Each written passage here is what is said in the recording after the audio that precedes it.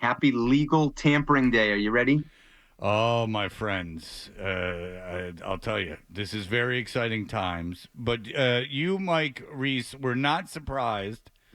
It sounded like from what I've heard about the move with Mac Jones.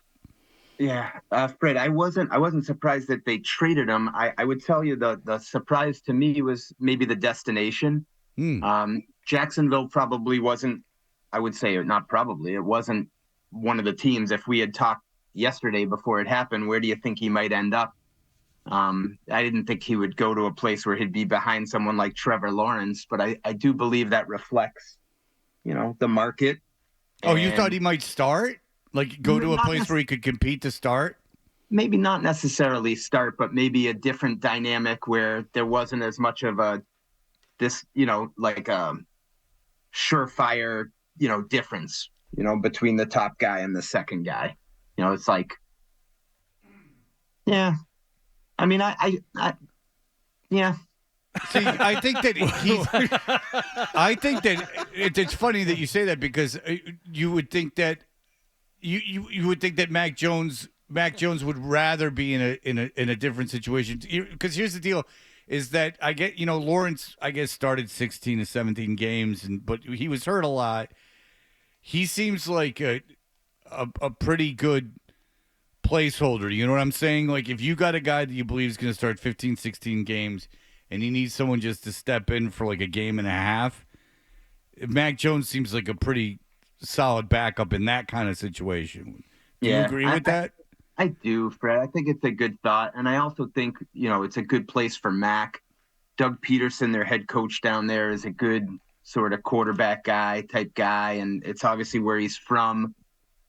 I yeah, I think it's a good spot for him to sort of get himself back on track and try to rebuild his value. And now that I think of it, to get to a place where maybe he can go and start some games, right? Yeah, I was probably aggressive, thinking that he could go to a place where he would start. I wasn't thinking he would start, but just more.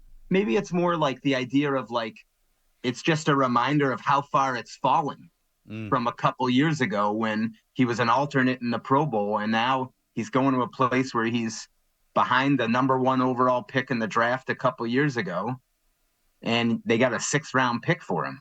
Like that's all they got. yeah. This is the conversation we were having earlier, Mike, about what is his new ceiling. We thought we saw it in his rookie year, and but the numbers kind of matched the eye test. The numbers dropped. His performance dropped just watching him week in and week out over the last couple of seasons.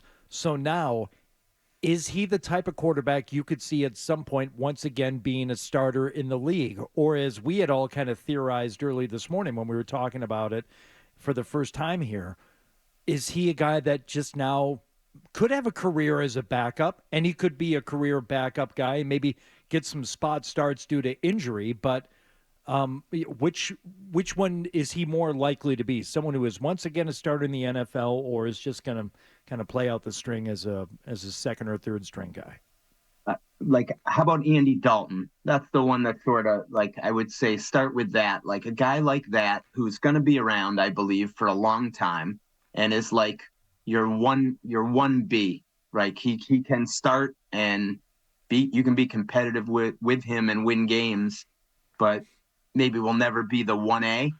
Like that would sort of be my thought. And I as you're asking the question, Hardy, I'm thinking about Baker Mayfield as a great example. Like Oof. guy was here, there, everywhere, and then like gets to the right spot, has a great year. I mean, he was playing 1 year, what, 4 million, 5 million last year. Yeah, I guess You just the know, physical skill set between some of these guys is so different. And with Mac Jones, it's like, what can he go and offer a team? Yeah, as a guy to be there at practice and be in the room, and someone to go into a game if you need him, but somebody that you look at and say, we should really be starting him because he can do this, this, and this. I don't know what he can do. It really that depends on the roster of the team he lands on. He's not, Mike, would you agree with this? He's not really a difference maker. He needs to go to a certain situation where things are just right around him for him to succeed. I don't know if that's enough. I think so. I mean, I think that's probably fair right now, but the one thing he has going for him is like he lives it, and he's still up at 5 in the morning. I mean, I think he was still showing up at the stadium here in Foxborough That's over the sad. last month early in the morning. So I think he'll at least give himself a chance. But I think that's fair. Another one, Jimmy Garoppolo comes to mind, like a guy like that. Like I think I put him in the same bucket as Mack and Andy Dalton, in terms of what we might see in the future. Okay, Mike, wide receiver is a No, key. no. Okay, you if wanna you're go? gonna leap to that, I want Yeah. to ask one more thing about Mac Jones to Mike. What about Bailey Zappi liking the trade? I know you love this stuff, Fred. You love it. Well, Like, Bailey, I actually usually think it's kind of overdone, but Bailey Zappi's a little pistol, huh? What I mean, like what's his deal? He don't like this Mac Jones. They don't get along, huh? so you can look at the like and make that determination. Honestly, Fred, like it could mean a lot of different things. And that's the one thing for me as like a reporter that's hard sometimes with the social media. Like it could be that Bailey knows that Mac is heading home to Jacksonville where he's from, and that he's happy for him. Like Based to on me, their relationship, though, and what you know about it, is that the most likely scenario to all you? right, all right. I'm gonna share something with you guys that, and you might tell me that it like you don't believe it, but at the end of last season, was talking with Bailey in the locker room, and he was telling me, he goes, everything that people say about my relationship with Mac is not what I'm living this year. Like, are we best buddies? No. Is it a little bit? Is there tension at times? And I'm making the word tension. He didn't say that. I'm obviously retelling the story off the top of my head. Yeah, like we both want to play. Like it's a natural type of thing that you would feel. He goes, but we're fine. Like it. So I think his view of it was that we sensationalize it, when in reality it's like, I don't know. Look, turn it to like our business. It's like two people that want the same job. Like, can you coexist and be friendly with each other and still be competitive? Like, to me, that's what it was between them, based on what he told me and what I observed. And maybe I'm naive, guys, but that was from a conversation that we had late last year. Okay. Wide receiver, a key point of interest for this team. They re-signed Kendrick Bourne last night, a good guy to have around, a guy who's been very positive about the organization the last year or two. But the national people seem to think they're going to take a big swing at Calvin Ridley when it strikes noon today. What have you heard about all of this? Same stuff, John. Like I think they'll at least be in it.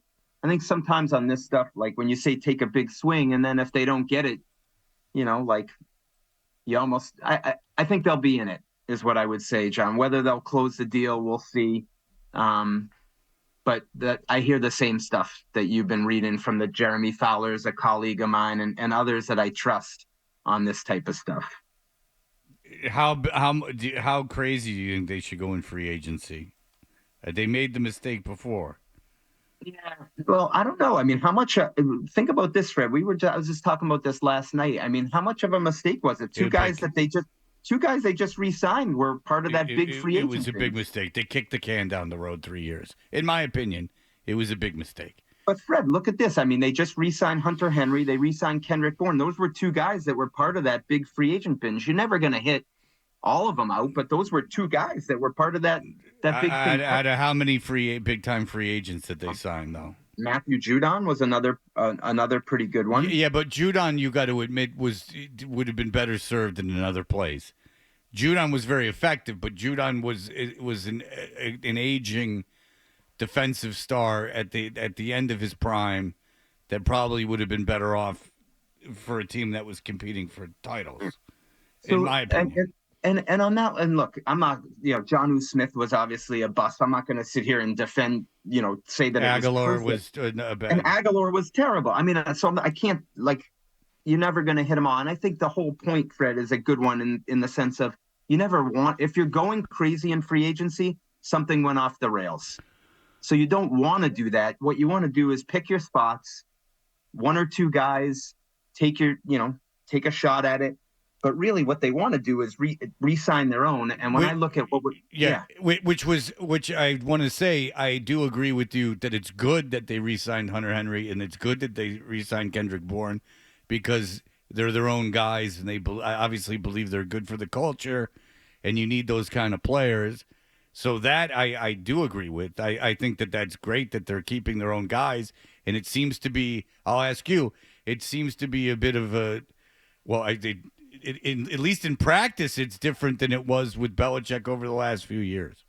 So I think that I want to tell you, actually, I want to tell you one thing, because I try to come on and give some news value when we talk, that I do think is different this year. Maybe not as much just saying that they're keeping their own guys, because we can look at examples from the past when they extended their guys. But I will tell you that I was told one thing that is significantly different is under the prior regime, when they would negotiate with their own players, there was always an understanding that once that legal negotiating period started at noon today, that whatever offer was on the table, there's no guarantee that that's going to be there once you start negotiating with other teams. And that was the Patriots' way of protecting themselves, so that they might have to move on, if they don't know that you're going to be part of this going forward. And I was told with at least some of the free agents that they're negotiating with, that like, hey, we're changing, and this offer that we're talking about